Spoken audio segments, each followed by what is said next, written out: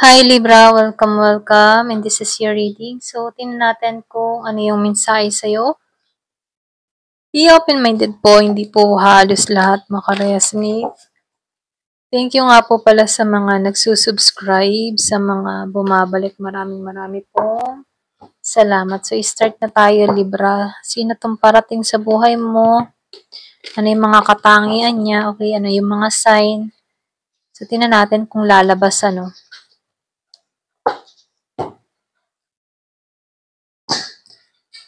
Excuse me.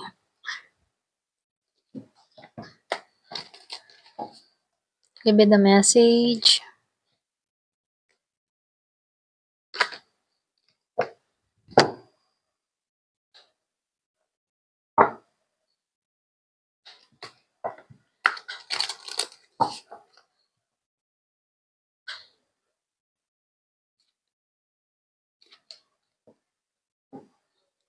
Ayan. So, dito, ano lumabas to? Meron ka ritong the return in the second bloom. Wow. So, nakikita ko dito pasa. Meron ditong past person na magbabalik sa'yo. Sa gusto mo magbabalik to, pwede rin sabihin, ikaw yung tipo ng taong hindi niya malimut-limutan, ano? Pero hindi naman halos lahat, ano? Pero nasa sa'yo pa rin yung desisyon kung tatanggapin mo tong tao na to.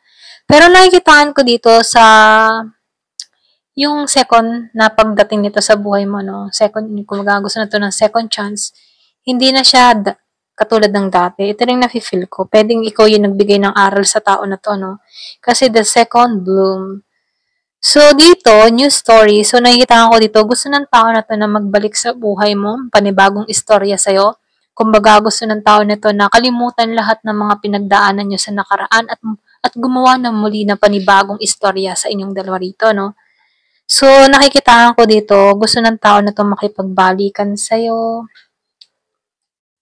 Pwedeng natauhan, nagising, or pwede rin sabihin na meron siya napagtanto dito, okay? Nagkaroon ng kaliwanagan, kaya dito na gusto niyang bumalik. Kumbaga, ngayon itong tao na to handa na, okay? Kung before hindi siya handa rito, pero ngayon handa na siya sa'yo, okay?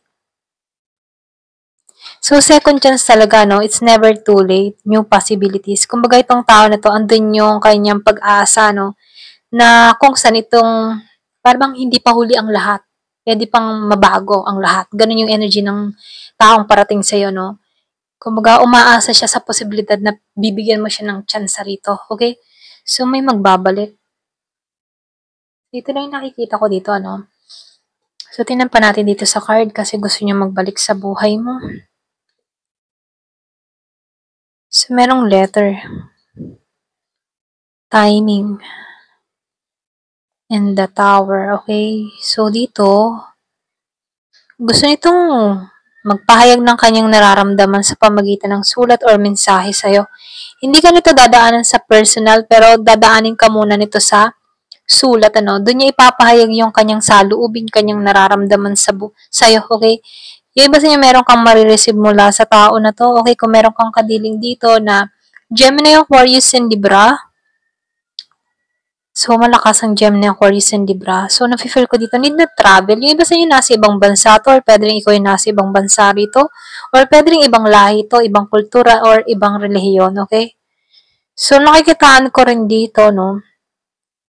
Matatag ang pundasyon ng tao na to. Ito lang yung nakikita ko. Kumbaga, meron rin sa buhay, or pwede rin sabihin may kaya siya sa buhay, or magandang hanap buhay.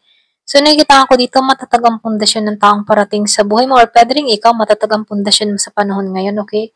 So, meron ditong 27, 19, or meron din ditong 42 years old, or pwede rin sabihin, importante sa iyo ang numero na 42 at 19 at 27, okay? So, ito yung mga sign, ano? So, tinan pa natin dito. Challenge, union, and dreams. Wow. So, nafe-feel ko dito, no? True soul connection. Ngayon niya napagtanto na ikaw yung true soul para sa kanyang buhay dito. So, malakas talaga yung past, ano? Ito lang nakikita ko, merong past na gustong magbalik sa buhay mo. Okay? Kumbaga, gusto ng tao na to na magsama muli kayo. Pero challenge to para sa kanya, no? Kasi, dito, kailangan niyang kumilos o gumawa ng paraan para makuha muli yung loob mo. Okay? So, nakikita ko dito, merong miracle na mangyayari dito. Ayan. Ayan, pasensya na, sa mid ako, okay?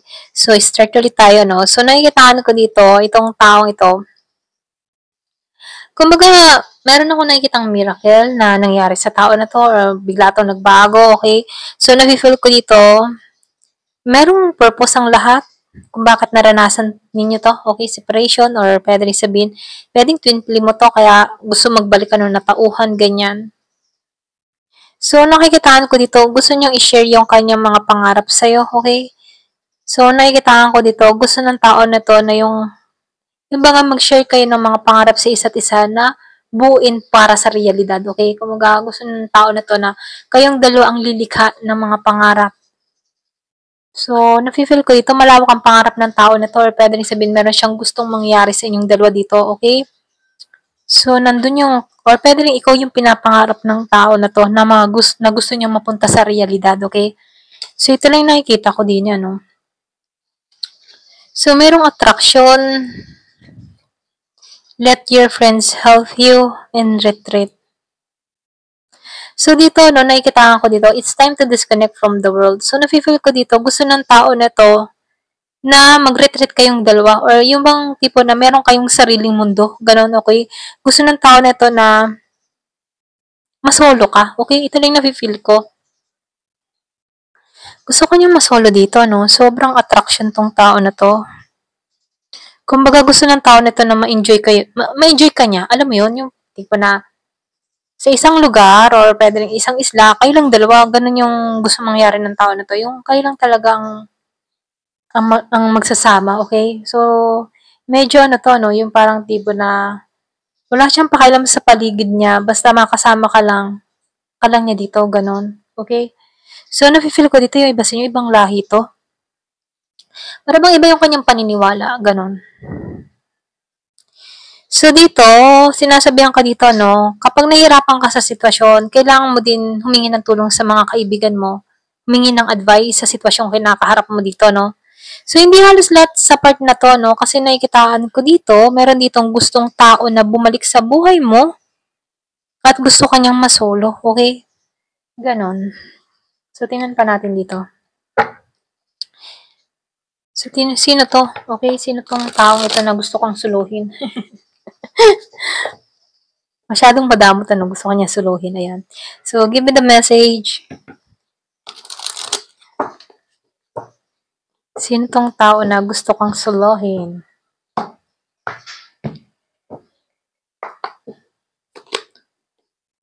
So, dito, no, gusto ng tao na to ng new experience. Meron kang kadiling na Virgo, Capricorn, Taurus. So, wow, lumabas, ano. Nandito siya sa Emperor Energy. Kumbaga matatag tong tao na to. Yung sinabi ko kanina, solid na yung foundation ng tao na to. Stable siya dito, no? So, nakikita ko dito, pwedeng boss to or pwede rin sabihin na meron tong business, meron siya sa buhay. Kumaga, hindi siya madaling matinag, ano? Hindi siya kontraktor, ganyan, ano? Nakikitaan ko dito, more na self-employed, okay? So, dito, no, itong tao na to, nakita ka nito or pwede rin sabihin na yung iba sa inyo talagang hanggang ngayon atrakto, okay? Or pwede rin iba sa inyo meron kang nakakausap na bago. Pwedeng naudlot or yung tipo na muntik nang manligaw sa'yo or muntik nang maging kayo kaya lang hindi natuloy naudlot, okay? So, merong tumigil or biglang tumigil siya sa panunuyo sa'yo. May naudlot, okay? So, ngayon itong tao na to magbabalik.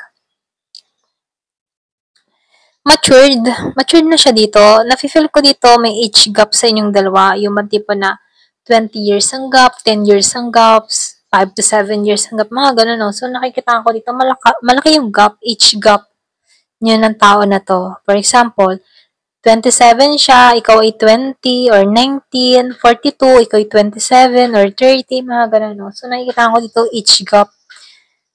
Gusto ng bagong simula, gusto niyang alam mo yun, tipo na gusto niyang bumuo muli kayong dalawa. Andun yung passion ng tao na to, andun yung kagustuhan ng tao na to. Or pwede rin sabihin, ano, yung bang tipo na, for example, ano, high school to, ikaw ay elementary, iniintay ka niyang mahinog o iniintay ka niyang magdalaga. Yung ganun, ano. Ganun yung energy nito, ano. Kumbaga, malaki yung edad sa'yo, okay? So, naiitangan ko dito, gusto ka ng tao na 'to kasi likas kang mabait. Ito yung katangian na nagustuhan niya sa'yo, okay?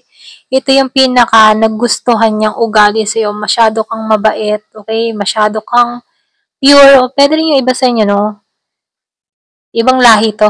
Ito lang nakikita ko 'no. May pagka yung sugar daddy, mga gano'n, sugar mommy. Ito lang yung nafi-feel kong vibes, gano'n. Okay, ito lang yung nakikita ko dito. Ayan. Thank you for watching. Love and peace.